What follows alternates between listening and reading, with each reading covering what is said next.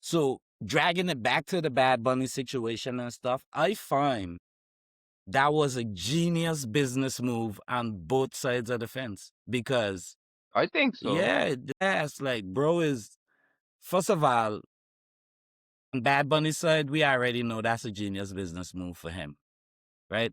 But for the NFL though, right? It's so smart Yeah. because they've been trying to expand the NFL into the world, right? They've been playing games Yeah. in Europe. They play some in Japan. They play some Yes. in Brazil, Mexico. They're trying to expand the NFL to be a worldwide global brand.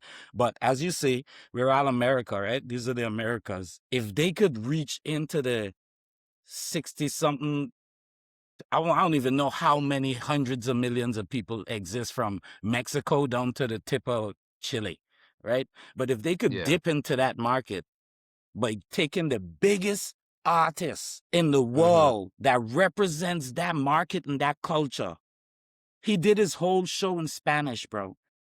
That's respect to his culture. He didn't bow.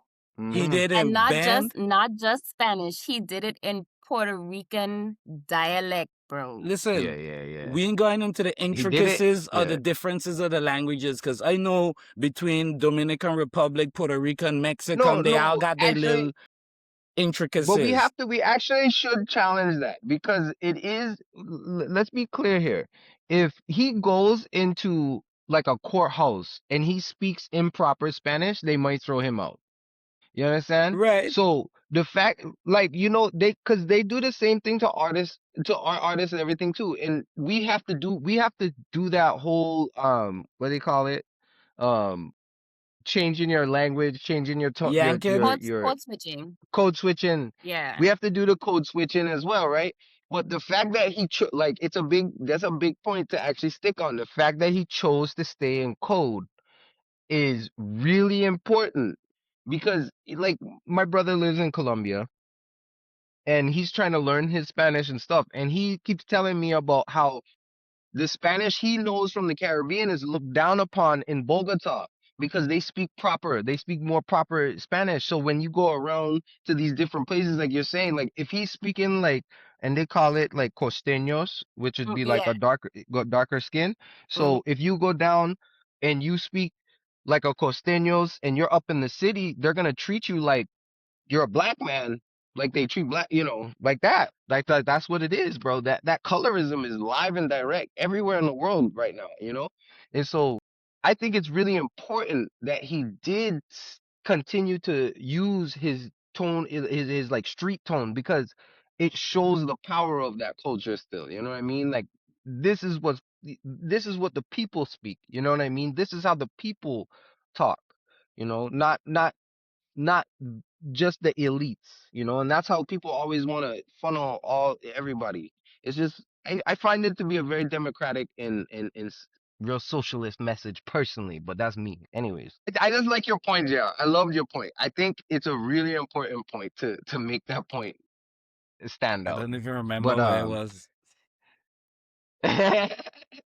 We no, got lost on the Spanish. I'm The sorry. I'm timeline sorry. wasn't Nah, it good in happens, man. Spanish. I Yeah, got a little dust on my brain still. I just wake up recently, so you know the vibe. that's all right. We It's Yeah, all all but going right. through nah, right right now. now. So That's why I wrote my stuff down. The time difference is real though. The time difference is real. JR is 5 hours ahead. We on a different, we all on a different clock right now. And that's what part of being on the diaspora. Again, this is how we gotta live our life. And these are the realities of our life being a part of that family. so So right. back to it. You had asked a question Fish on the in hook the little again. what you say, Makilo? I say the fish on the hook again. He going. Yeah, he had mentioned something earlier about it was in the playbook, however you guys call it, because I ain't hip to your lingo, right? About if they care about us, have they just using us and as a money thing? And again, yes, Yeah. of course it is because it's a business. hmm And we can't play ignorant to the fact that money make the world turn. So as long as you try to ignore the facts of reality, you're going to lose it. You lose the point already. So yes, they want to use our culture to expand their business and get higher market value, market shares, capitalism. If you know that and you can take advantage of it, why not?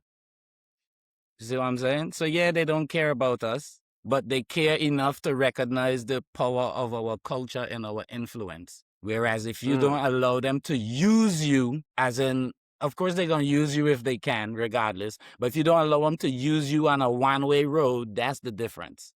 Because if you got value, they're going to come.